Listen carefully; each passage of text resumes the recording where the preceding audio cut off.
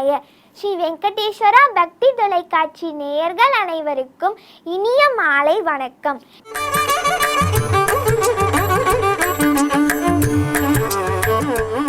இன்று 10ஆம் பாசுரம். நோற்றுச் சுவர்க்கம் புகுகின்ற அம்மனாய் மாற்றமும் தாராரோ வாசல் திறவாதார். இந்த பாசுரத்தை கேட்போமா?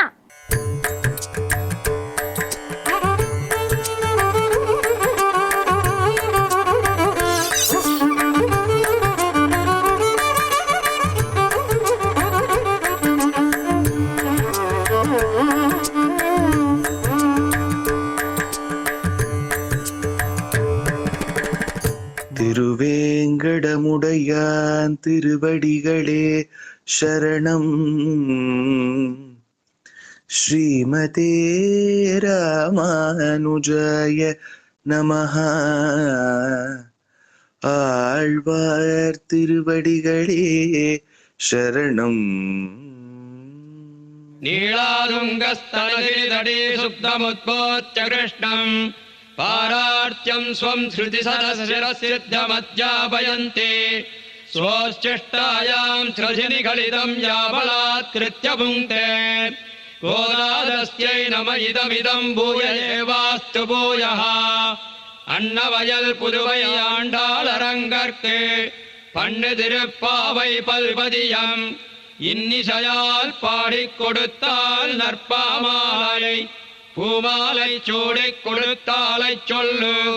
சூடிக் கொடுத்த சுடர்கொடியே தொல்பாவை பாடி அருளவல்ல பல்வளையாய் நாடி நீ வேங்கடவர்க்கென்ன விதியென்ன விம்மாற்றம் நாம் கடவா வண்ணமே நல்கு. நோற்று சுவர்க்கம் புகுகின்ற அம்மனாய் மாற்றமும் தாராரோ வாசல் திறவாதார். நாற்ற துழாய் முடி நாராயணன் நம்மால் போற்ற பறை தரும் புண்ணியனால் பண்டு ஒரு நாள் கூற்றத்தின் வாய் வீழ்ந்த கும்பகர்ணனும் தோற்றும் உனக்கே பெருந்துயில் தான் தந்தானோ ஆற்ற அனந்தலுடையாய் அருங்கலமே தேற்றமாய் வந்து திரவேலோரும் பாவாய். கோல பிறந்தவோர் கோவிந்தன் வாழுவோர் சோதி மணிமாடம் தோன்றுமோர் நீதியால் நல்லவத்தர் வாழுமோர் நான்மறைகளோதுமோர் வில்லிபுத்தோர் வேதக்கோனோர் பாதகங்கள் தேர்க்கும் பரமநடி காட்டும் வேதம் அனைத்துக்கும் வித்தாகும் கோலதமிழ் ஐயந்துமைந்து மரியாத மானிடரை வையம் சுமப்பதும் வம்பு. திருவாடி பூரத்துச் சகத்துரித்தாள் வாழியே திருப்பாவை முப்பதும் செப்பினாள் வாழியே பெரியாழ்வார் பெற்றெடுத்த பெண்பிள்ள வாழியே பெரும்போதோர் மாமுனிக்கு பின்னானாள் வாழியே ஒரு 143 வாழியே உயரங்கற்கே கண்ணில் உகந்தளித்தாள் வாழியே மறுவாரும் திருவள்ளி வளநாடி வாழியே வன்புருவை நகர்கோதை மலர்ப்பதங்கள் வாழியே. ஆண்டாள் திருவடிகளே சரணம்.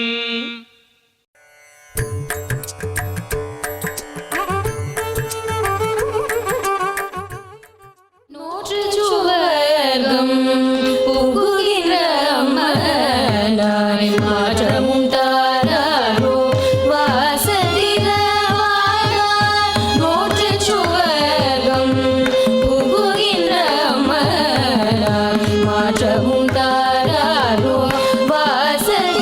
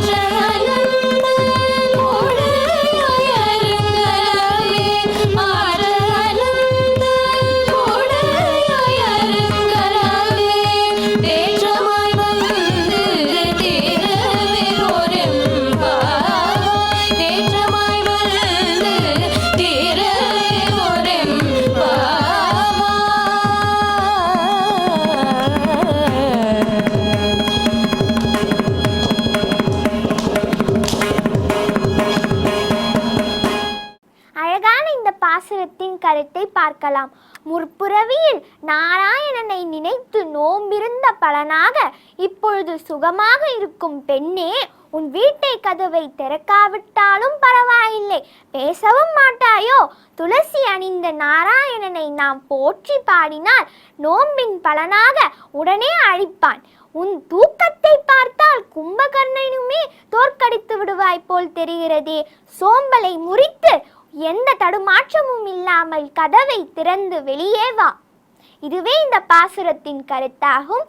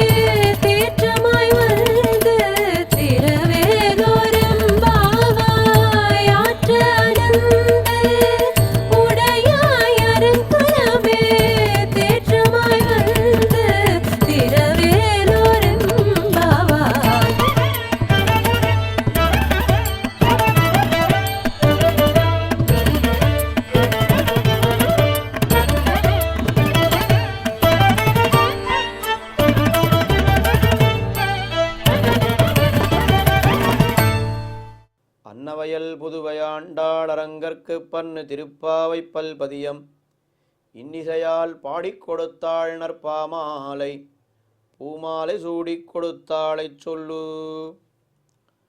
வேதம் வல்லார்களை கொண்டு விண்ணோர் பெருமான் திருப்பாதம் பணிந்து என்கிற உயர்ந்த அனுஷ்டானத்தை திருப்பாவையிலே 10 பாசுரங்களிலே ஆண்டாள் நாச்சியார் நமக்கு காட்டிக் கொடுக்கிறாள்.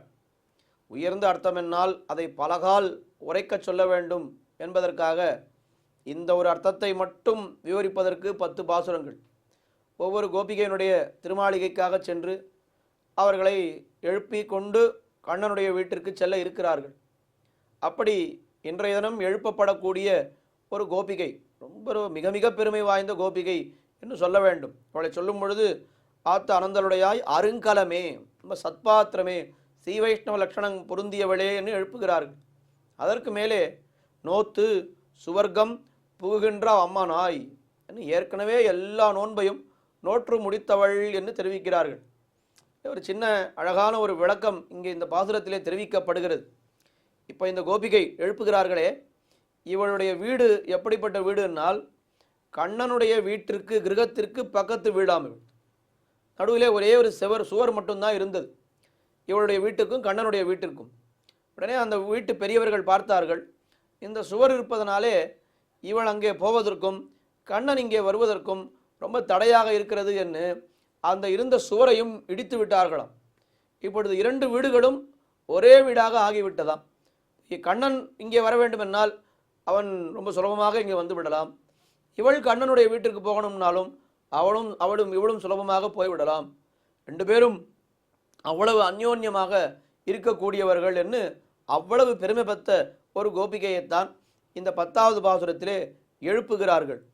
நோத்து சுவர்க்கம் புகுகின்றவம்மனாய் மாத்தமும் தாராரோ வாசல் திரவாதார் நாத்தத்துழாய் முடி நாராயணன் நம்மால் போத்த பறைதரும் புண்ணியனால் பண்டொரு நாள் கூத்தத்தின் வாய் வீழ்ந்த கும்பகர்ணனும் தோத்து முனக்கே பெருந்துயில்தாம் தந்தானோ ஆத்த வனந்தலுடையாய் அருங்கலமே தேற்றமாய் வந்து திரவேலோர் எம்பாவாய். இந்த பாசுரத்திலேயும் எந்தவித அடையாளமும் கிடையாது. பொழுது விடிந்ததற்கான அடையாளத்தை சொல்லி சொல்லி இவர்கள் வெறுத்து விட்டார்கள். இன்னும் 2-3 பாசுரங்களுக்கு அடையாளமே கிடையாது. 13வது பாசுரத்திலே தான் மறுபடியும் அடையாளம் வரப்போகிறது. நேரே அவளை எழுப்புகிறார்கள். அவளை என்ன எழுப்புகிறார்கள்? நோற்று சுவர்க்கம் புகுகின்றவம்மனாய். நோற்று என்னால் என்ன அர்த்தம்? ஏற்கனவே நோன்பை நோற்று முடித்தவள் என்று அர்த்தம். நாங்களெல்லாம் இப்போ தான் நோன்பு நோற்பதற்காக புறப்பட்டிருக்கிறோம். இன்னும் கண்ணனுடைய திருமாளிகைக்கு போய் அவனிடத்திலேருந்து எல்லா வஸ்துக்களையும் வாங்கி கொண்டு யமுனா நதிக்கு போய் அதுக்கப்புறம்தான் அந்த நோன்பை நோற்று முடிக்க வேண்டும். ஆனால் நீ என்ன பண்ணியிருக்கிறாய்? ஏற்கனவே எல்லா நோன்பையும் நோற்று முடித்து விட்டாய். அப்படியா? இவள் என்ன எப்போ நோற்றாள்? நேற்று ராத்திரி வரைக்கும் எந்த நோன்பையும் இவள் நோற்கவில்லை. அதுக்குள்ளே ஏதாவது இவள் பண்ணிட்டு வந்துட்டாளான்னா இல்லை, எந்த காரியத்தை பண்ணால் எல்லா நோன்பையும் நோற்றாற்போல் ஆகிவிடுமோ அந்த காரியத்தை பண்ணிவிட்டாள். அது என்ன காரியம் என்னால் பகவானை நேரே பற்றிவிட்டாள். நாம் பண்ணக்கூடிய காரியங்கள் எந்த நோன்பு நோற்றாலும் கடைசியிலே பலன் கொடுக்க போவது யார் என்னால் பகவான் தான் பலன் கொடுக்க போகிறான். ஆக இந்த காரியங்களை எல்லாம் பண்ணாமல் நேரேயே பகவானை பற்றி விட்டால் அவன் நேரேயே நமக்கு பலனை கொடுத்து விடுவான் என்கிற அந்த விஷயத்தை தெரிந்தவள். இதற்கு தான் சித்தோபாய வைபவம்னு பேர். நாம் பண்ணி ஒரு பல காரியங்களை பண்ணி அந்த பலனை பெறுவது அதெல்லாம் சாத்தியோபாயம்னு பேர்.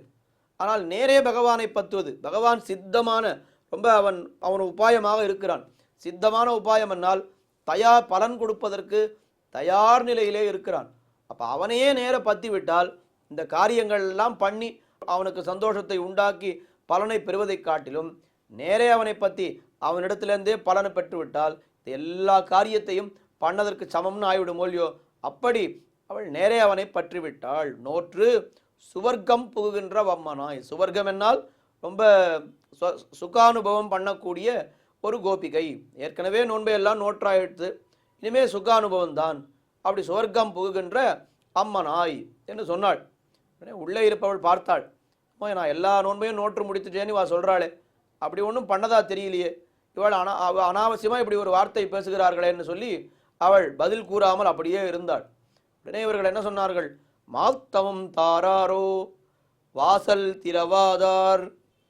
ரொம்ப அழகான வார்த்தை இது. வாசலைத்தான் திறக்கவில்லை, ஒரு மறுமாத்தம் பதிலாவது நீ சொல்லக்கூடாதான்னு கேட்கிறார்கள். பெரிய வியாக்கியானம் பண்ணினார் அழகிய மணவாள பெருமாள் நாயனார் என்கிற ஆச்சாரியர். ரொம்ப அழகான இந்த 2 வார்த்தையும் சேர்த்து வைத்துக்கொண்டு அவள் என்ன சொன்னார்? வாசலைத்தான் செம்மினால் உன்னுடைய வாயையும் செம்ம வேண்டுமோ? எங்களுடைய கண்களைத்தான் பட்டினியிட்டாய், எங்களுடைய காதுகளையும் பட்டினியிட வேண்டுமோ? உன்னுடைய கண்ணனை நீ அனுபவித்தாயாகில் எங்களுடைய உன்னை எங்களுக்கு தரலாகாதோ என்று அப்படியே 10 விஷயங்கள் கேட்டுட்டே போனார். நீ வாசல்ல கதவை திறந்தால் உன்னை பார்ப்போம், ஆனால் அந்த உன்னை பார்த்தாவது நாங்கள் சந்தோஷப்படுவோம். சரி, அதுதான் நீ பண்ணவில்லை. ஒரு வார்த்தை சொன்னால் அந்த வார்த்தையை கேட்டாவது நாங்கள் சந்தோஷப்படுவோமே, அதையும் நீ பண்ண மாட்டேன் என்கிறாய். வாசலைத்தான் பூட்டி வைத்து விட்டாய், உன்னோட வாயை கூடவா நீ பூட்டி வைத்து விட்டாய் என்று அழகாக கேட்கிறார். ஓ, நீ ஏன் வாசலை திறக்கவில்லை? ஏன்னா நீ கண்ணனோடு சேர்ந்து அனுபவித்துக் கொண்டிருக்கிறாய். சரி, நீ கண்ணனோட இருமா, உன்னை எங்களுக்கு கொடுக்கக்கூடாதா? கண்ணனை நீயே வச்சுக்கோ, உன்னை நீ எங்களுடையவள் தானே, உன்னை எங்களுக்கு நீ கூட என்ன பல விதமாக அப்படி வியாக்கியானம் பண்ணிட்டு போறார். ஆனால் மாத்தமும் தாரார் வாசல் திறவாதார். என்ன, அவள் வாயும் திறக்கவில்லை, வாசலையும் திறக்கவில்லை. உடனே உள்ளே இருப்பவர்களுக்கு புரிந்துவிட்டது, ஓஹோ, ஏன் இவள் வாசலை திறக்கவில்லை? ஓ, உள்ளவள் கண்ணனோடு ஏகாந்தமாக இருக்கிறாள். கண்ணனோடு இருக்கக்கூடிய அந்த சேர்த்திக்கு நாம் எல்லாம் இப்போ தொந்தரவு பண்ணுற மாதிரி வந்திருக்கோம். அதனால அவள் பதில் சொல்லவில்லை அப்படின்னு. நீ கண்ணனோடு இருக்கிறாய், அதனால்தான் நீ பதில் கூறவில்லைன்னு சொன்னாள். உடனே உள்ளே இருப்பவள் பேசிட்டா. அவள் என்ன சொன்னா? யார் சொன்னா? இங்கே கண்ணன் எல்லாம் ஒன்றுமே இல்லை, இங்கே கண்ணன் இங்கே இருக்கிறான்னு யார் சொன்னா? கண்ணன் இங்கே இல்லைன்னு சொன்னாள். உடனே வெளியிலே இருப்பவர்கள் சொன்னார்கள், கண்ணன் இல்லைன்னு நீ சொல்ல முடியுமா? பொய் சொல்லி மறைக்க முடியுமா? எங்களுக்கு தான் அவனுடைய அந்த திருத்துழாயுடைய பரிமளம் இங்கே வாசல் வரைக்கும் வீசுறதே, அவன் இல்லாமல் எப்படி அந்த பரிமளம் வரும்? நாத்தத்துழாய் முடி, அந்த பரிமளம் வீசுகிறதே நாத்தத்துழாய் முடி, அந்த திருத்துழாய் அவனுடைய அந்த திருமுடியிலே இருக்கக்கூடிய திருத்துழாயுடைய பரிமளமானது இங்கே வரைக்கும் எங்களுக்கு வீசுகிறதே அப்படின்னு சொன்னாலாம். அந்த நாத்தத்துழாய் முடி என்ன வீசுகிறதுன்னு சொன்ன உடனே உள்ளே இருப்பவள் சொன்னாள், கண்ணன் இங்கே உள்ளே இருக்கிறான்னு சொல்கிறீர்களே, வாசல் பூட்டி தான் இருக்கிறது, பூட்டின வீட்டுக்குள்ளே எப்படி கண்ணனால் நுழைய முடியும்? இது உங்களுக்கு தெரியாதான்னு கேட்டாள். இல்லையே, கண்ணனால் நுழைய முடியாதா? ஏமா முடியாது? அவன் தான் நாராயணன் ஆயித்தே, அவன் உள்ளே எத்தனை சின்ன பதார்த்தம்னு எத்தனை என்ன இருக்கோ அதுக்குள்ளேயே அவன் நுழைந்து விடுகிறானே, இந்த கதவுக்குள்ளே நுழையிறதா அவனுக்கு பெரிய கஷ்டம். நாத்தத்துழாய் முடி நாராயணன் நம்மால் போத்த பரதரும் புண்ணியன், நாம் போய் அவனை பாடினால் அவன் நமக்கு பறையை கொடுப்பான். அந்த பறை அவன் எப்படிப்பட்டவன் அப்படின்னால் அந்த புண்ணியன், அந்த புண்ணியனாலே பண்டொரு நாள் முன்னொரு காலத்திலே கூத்தத்தின் வாய் விழுந்த கும்பகர்ணன். இவள் ஏதோ பேசிகிட்டே இருக்கா, ஆனால் பதில் சொல்லவில்லை, திறக்கவும் இல்லை. சரின்னு பெரிய பழியை அடுத்து அவள் தலையிலே போட்டார்கள். நீ என்ன பண்ணிவிட்டான்னா, கும்பகர்ணனையே மிஞ்சி விட்டாய் தூக்கத்திலே என்று பெருசாக சொல்லிட்டான். பொதுவாகவே நாம் என்ன பண்ணுவோம், ரொம்ப அதிகமாக தூங்குபவர்களை கும்பகர்ணனை போலே தூங்குகிறான்னு சொல்லுவோம். அது மாதிரி இவள் என்ன சொல்கிறாள், வெளியில இருப்பவர்கள் என்ன சொல்கிறார்கள்னா, பண்டொரு நாள் நம் புண்ணியனால் பண்டொரு நாள் கூத்தத்தின் வாய் விழுந்த, எவனுடைய வாயிலே விழுந்த கும்பகர்ணனும் தோத்து உனக்கே பெருந்துயில்தாம் தந்தானோ. ரெண்டு பேருக்கும் போட்டி ஏற்பட்டது, யார் அதிகம் தூங்குவான்னு. அதில் கும்பகர்ணன் தோத்து விட்டான்.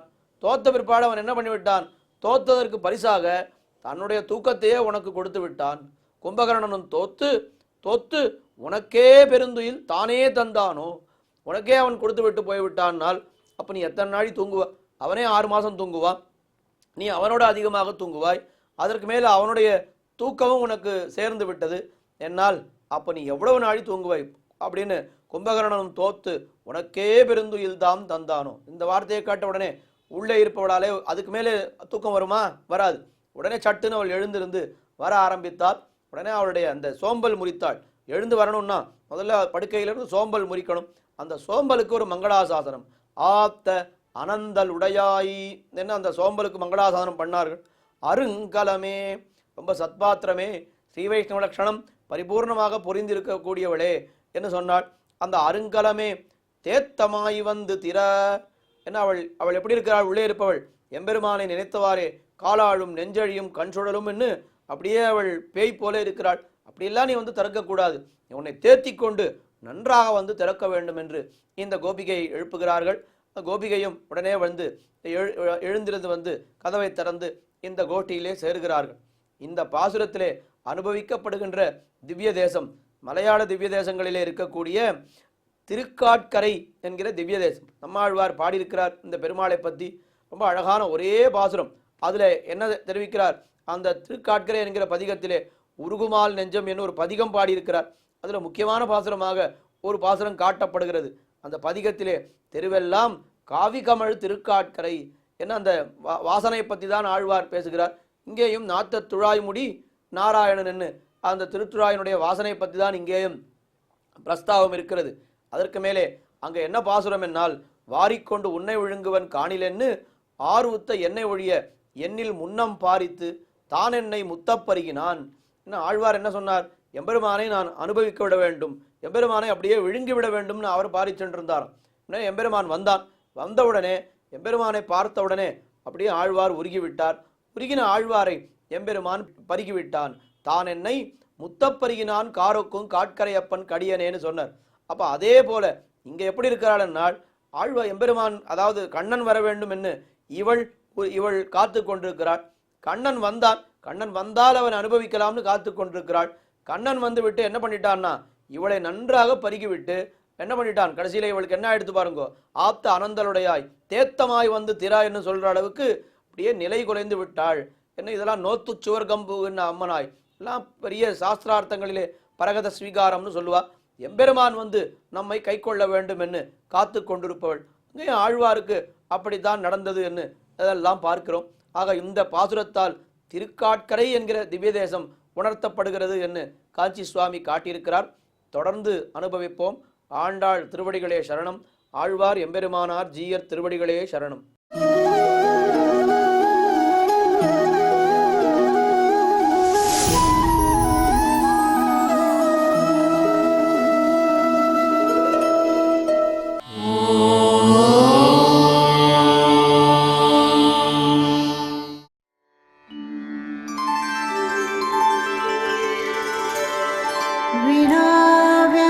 विनाव्यङ्कटेशं ननाथो ननाथः सदा व्यङ्कटेशं स्मरामि स्मरामि हरे व्यङ्कटेश प्रसीद प्रसीद